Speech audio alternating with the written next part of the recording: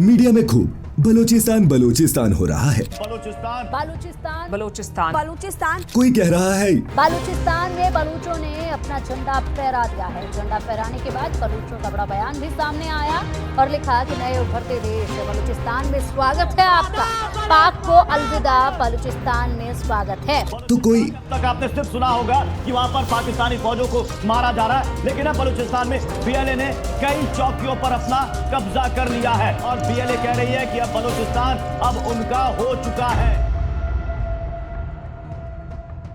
लेकिन क्या है इन फर्जी हेडलाइंस के पीछे का सच, और क्या सच में बलूचिस्तान इतनी आसानी से आजाद हो सकता है? आइए जानते हैं आज की इस वीडियो में, जिसका टाइटल है why the Baloch people were never heard. दिल पे हाथ रख कर मुझे कहना पड़ता है, इंतहाई दर्द दिल के साथ कहना पड़ता है कि इस वक्त बलूचिस्तान के 5 से 7 अजला इस पोजीशन में हैं कि अगर वो आज़ादी का ऐलान कर दें, अगले दिन अक़वाम मुत्तहिदा में उनकी दरख्वास्त को कबूल कर लिया जाएगा और पाकिस्तान को तक़सीम तस्वुर किया जाएगा। दोस्तों, कुछ ऐसा दिखता है बलूचिस्तान, जहां जमीन के नीचे तो सोना है, लेकिन लोगों की जिंदगियां बहुत सस्ती हैं। बलूचिस्तान वैसे तो पाकिस्तान का सबसे बड़ा प्रांत है, लेकिन इसकी पॉपुलेशन बहुत कम है। पाकिस्तान के 44% लैंड एरिया को कवर करने वाले इस इलाके में वहां की सिर्फ 5% ही पॉपुलेशन रहती है। ये इलाका कितना बड़ा है, आप इससे अंदाजा लगा सकते हैं कि इसकी सरहदें ईरान से लेकर अफगानिस्तान और खैबर पख्तूनवा से लेकर पंजाब, सिंध और अरब सागर तक फैली हुई है। एडमिनिस्ट्रेटिव पर्पसेस के लिए इसे 30 डिस्ट्रिक्ट्स में डिवाइड किया गया है और इसके सबसे खास शहर क्वेटा, तुर्बत, ग्वादर, चमन और जोब है। बलूचिस्तान की 98% पॉपुलेशन मुस्लिम्स हैं और यहाँ बाकी के पाकिस्तान की तरह उर्दू नहीं, पश्तो या फिर बलोची ही ज्यादा बोली जाती है। ये रीजन गल्फ के बिल्कुल पास है और ये रहा चाइना का ड्रीम प्रोजेक्ट ग्वादर पोर्ट, जो चाइना पाकिस्तान इकोनॉमिक कॉरिडोर का सबसे इम्पोर्टेंट हिस्सा है।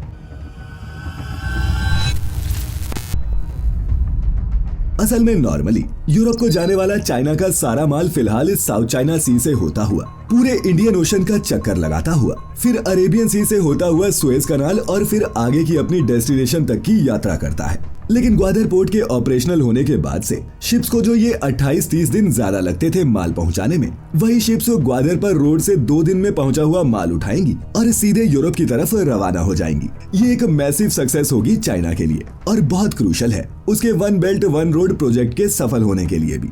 सीपेक प्रोजेक्ट का एक बड़ा हिस्सा बलूचिस्तान में ही पड़ता है, जो वैसे भी अपने खनिजों के चलते किसी खजाने से कम नहीं। यहाँ copper, coal, iron, uranium, oil, gold, gas और रेयर अर्थ मेटल्स वो सब कुछ है जो किसी भी मॉडर्न इंडस्ट्रियल इकोनॉमी की जरूरत है। रेकोदिक माइन जो चगाई डिस्ट्रिक्ट में है, दुनिया के सबसे बड़े कॉपर गोल्ड रिजर्व्स में से एक है, with an estimated reserves of 5.9 billion tons ore और 41.5 मिलियन आउंसेस ऑफ गोल्ड। मतलब कि अगर दशकों तक भी माइन करते रहे तो भी ये भंडार खत्म नहीं होने वाले। ये रिसोर्सेज पाकिस्तान की इकोनॉमी को ऐसा बूस्ट दे सकते हैं कि उसे कर्जे की जरूरत भी ना पड़े। लेकिन पॉलिटिकल इंस्टेबिलिटी, सिक्योरिटी इश्यूज और फेडरल और प्रोविंशियल गवर्नमेंट्स के बीच कंट्रोल को लेकर लगातार चलते कॉन्फ्लिक्ट की वजह से यहाँ सही से एक्सट्रैक्शन नहीं हो पाई।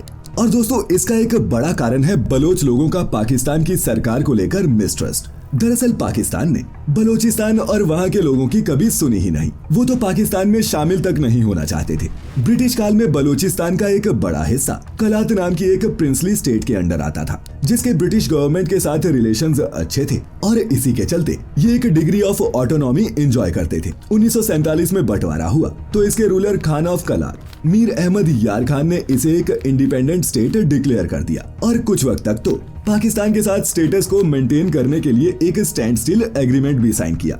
मोहम्मद अली जिन्ना खुद बलूचिस्तान के एडवोकेट थे, लेकिन 7 महीने इंडिपेंडेंट रहने के बाद मार्च 1948 में मिलिट्री एक्शन के जरिए कलात को फोर्सफुली पाकिस्तान में मर्ज कर लिया गया। बस इसी जबरदस्ती से हुए कब्जे के विरोध में बलोच लोगों ने प्रोटेस्ट शुरू किए, जो अलग अलग फॉर्म्स में आज तक चले आ रहे हैं। 1958 में पहली बड़ी अपराइजिंग देखी गई खान ऑफ कलात के भाई प्रिंस अब्दुल करीम की लीडरशिप में, जिसे पाकिस्तानी आर्मी ने इजीली क्रश तो कर दिया, लेकिन विरोध की बुनियाद अब पड़ चुकी थी। 1963 में नेचुरल गैस और मिनरल्स के एक्सप्लॉयटेशन के दौर में एक और मुद्दा जुड़ा, कि पैसा तो बलूचिस्तान की जमीन से खनिजों को निकाल कर बनाया जा रहा है, लेकिन उन्हें इसका कोई फायदा नहीं मिल रहा। फिर 1973 में जुल्फिकार अली भुट्टो ने बलूचिस्तान की इलेक्टेड गवर्नमेंट को डिसमिस कर दिया, जिसके बाद तो यहाँ फुल फ्लैश्ड आर्म्ड इंसर्जेंसी शुरू हो गई। इस दौरान पाकिस्तान की गवर्नमेंट ने उन्हीं लोगों पर अपनी एयरफोर्स और आर्मी का इस्तेमाल किया जिन्हें वो अपना नागरिक कहती थी। 15,000 बलोच मारे गए और 1 लाख से ज्यादा लोग डिस्प्लेस हुए। ये संघर्ष 4 साल तक चला, जिसमें सिविलियंस पर फाइटर जेट्स तक से हमले किए गए। मुशर्रफ के दौर में भी ग्वादर, सैंदक, रेकोदिक जैसे कई मेगा प्रोजेक्ट्स शुरू तो किए गए, लेकिन बलोच लोगों को इनसे बाहर ही रखा गया। और हर बार जब भी बलोच लीडर्स अपना सर उठाते, मिलिट्री पावर का इस्तेमाल कर पाकिस्तान उन्हें कुचल देता। इस संघर्ष में कितने लीडर, स्टूडेंट्स और प्रोटेस्टर्स को मौत के घाट उतार दिया गया, इसके कोई सटीक आंकड़े तो नहीं मिलते, लेकिन हजारों बलोच एक्टिविस्ट, सिविलियंस और ट्राइबल लीडर्स आज भी मिसिंग हैं, जिनकी लाशें तक नहीं मिली। फिर 2006 में सीनियर बलोच लीडर और फॉर्मर गवर्नर नवाब अकबर बुख्ती का पाकिस्तानी आर्मी ने एनकाउंटर कर दिया, जिसके बाद बलोच इंसर्जेंसी पहले से और ज्यादा ऑर्गेनाइज और इंटेंस हो गई। हर नए क्रैकडाउन के बाद नए नए सेपरेटिस्ट लीडर्स उभरते रहे, लेकिन एक यूनाइटेड फ्रंट कभी नहीं बन पाया। Baloch Liberation Army, Baloch Republican Army, United Baloch Army, Baloch Liberation Front, इनके जैसे कई अलग अलग ऑर्गेनाइजेशंस यहाँ आज भी एक्टिव हैं, जो बलूचिस्तान के नेशनलिस्ट और सेपरेटिस्ट मूवमेंट को चलाने का काम करते हैं।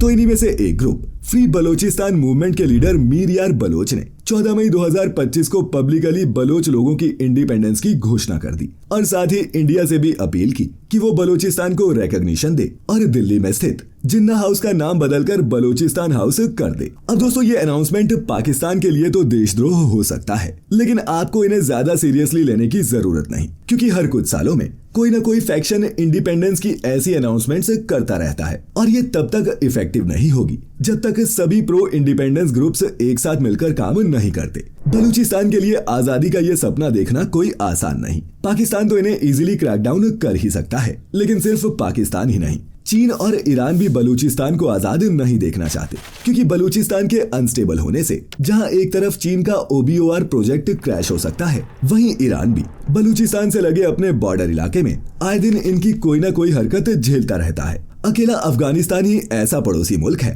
जो इन बलोच लोगों को मॉरल सपोर्ट देता है, लेकिन जब मुकाबला इतनी बड़ी बड़ी वर्ल्ड पावर से हो तो आप अंदाजा लगा सकते हैं कि ये बलोच अफगानिस्तान की सपोर्ट से भी क्या ही कर लेंगे। पाकिस्तान भी अपनी इस प्रॉब्लम को सही से कभी हैंडल ही नहीं कर पाया और हर बार वो आर्मी या फिर मिलिट्री सॉल्यूशंस का इस्तेमाल करता रहा। उसने कभी ये कोशिश ही नहीं की कि बलोच लोगों को भी टेबल पर बिठाकर उनकी बात सुनी जाए, उनके हकूक उन्हें दिलाए जाए और इस प्रॉब्लम का पॉलिटिकल सॉल्यूशन दिया जाए।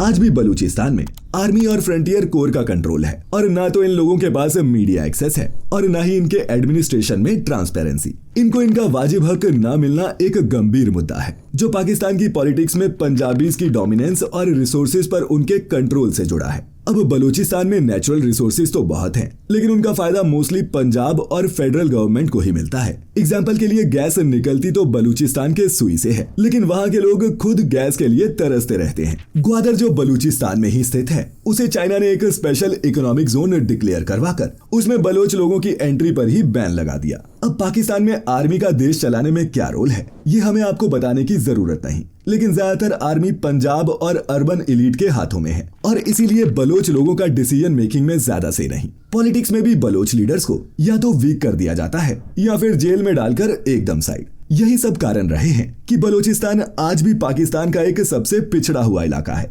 जिसमें स्कूल्स हो, रोड्स हो, हॉस्पिटल्स हो या फिर जॉब्स, इन सब की बहुत कमी है। और अपने साथ होने वाली इसी डिस्क्रिमिनेशन और पार्शियलिटी के चलते बलूचिस्तान पाकिस्तान का हिस्सा बने नहीं रहना चाहता। लेकिन जैसा कि मैंने आपको बताया कि ये बिल्कुल भी आसान नहीं। इंडिया पर भी पाकिस्तान आरोप लगाता रहा है कि इंडिया बलूचिस्तान में सेपरेटिस्ट मूवमेंट को फंड करता है, लेकिन इसके कोई पुख्ता सबूत अब तक सामने नहीं आए हैं और न ही इंडिया कभी भी इसे एक्सेप्ट कर सकता है। इसीलिए इसके चांसेस भी बहुत कम हैं कि इंडिया बलूचिस्तान को रिकॉग्निशन देकर इसे एक ग्लोबल मुद्दा बनाएगा, क्योंकि इससे इंडिया की टेररिज्म के खिलाफ जंग कमजोर पड़ जाएगी और पाकिस्तान के इंडिया पर लगाए हुए आरोपों को बल मिलेगा। 2016 में वो पहली बार था जब भारत के किसी प्रधानमंत्री ने लाल किले से बलूचिस्तान, गिलगिट और बाल्टिस्तान का जिक्र किया, लेकिन ये भी सिर्फ ऑप्टिक्स के लिए था। ऐसा कहने में हमें कोई गुरेज नहीं, क्योंकि इसके बाद ना तो ग्राउंड पर कुछ किया गया और ना ही बलूचिस्तान को लेकर कोई स्ट्रेटेजी बनाई गई। जिन्होंने करना था वो बलूचिस्तान में सीपेक और रेलवे लाइन तक बिछा चुके हैं। इसके अलावा हमारे लिए ग्वादर से कुछ ही दूरी पर बन रहे ईरान के चाबहार प्रोजेक्ट की भी बहुत सिग्निफिकेंस है, जिसे बनाने का जिम्मा ईरान ने इंडिया को सौंपा है। ऐसे में अगर बलूचिस्तान में प्रोटेस्ट और इंस्टेबिलिटी होती है तो ये प्रोजेक्ट भी खतरे में पड़ सकता है, जो इंडिया कभी नहीं चाहेगा। वैसे दोस्तों, अगर देखा जाए तो बलूचिस्तान को सपोर्ट करके भारत एक ही तीर से 3 निशाने लगा सकता है। पहला ये कि रिकॉग्निशन देकर बलूचिस्तान इशू को ग्लोबल स्टेज पर लाना, दूसरा होगा चाइना के one belt one road project को जेपरडाइज करना, और तीसरा होगा पाकिस्तान के एक बार फिर 2 टुकड़े करना। लेकिन फिलहाल तो भारत अफगान की तालिबान सरकार तक को रिकॉग्नाइज नहीं करता, तो बलूचिस्तान का ओपन सपोर्ट करना ये तो बहुत दूर की कौड़ी है। पाकिस्तान को भी समझना होगा कि बलूचिस्तान की ये मिट्टी सिर्फ सूखी जमीन नहीं है, बल्कि उनके मुल्क का एक बड़ा इंपॉर्टेंट हिस्सा है और बलोच उनके अपने ही लोग हैं। इसीलिए जरूरत नफरत की नहीं, इंसाफ की है, गोली की नहीं गुफ्तगू की है, और जबरदस्ती की नहीं इज्जत और बराबरी की है। तो जब तक बलोच अवाम को उनके हक, इज्जत और पहचान नहीं मिलती, ये जख्म भी नहीं भर सकते। तब तक बलूचिस्तान पाकिस्तान का हिस्सा तो जरूर है, पर यहाँ के लोग खुद को पाकिस्तानी मान लेंगे, ऐसा सोचना भी बेमानी है। तो दोस्तों, आपको क्या लगता है, क्या बलूचिस्तान का आजाद होना मुमकिन है तो कैसे नीचे कमेंट्स में लिखकर हमारे साथ जरूर शेयर करें। और ऐसी सभी वीडियोस के लिए देखते रहें फैक्टिफाइड। जल्द ही फिर मिलेंगे, तब तक के लिए आपका बहुत बहुत शुक्रिया।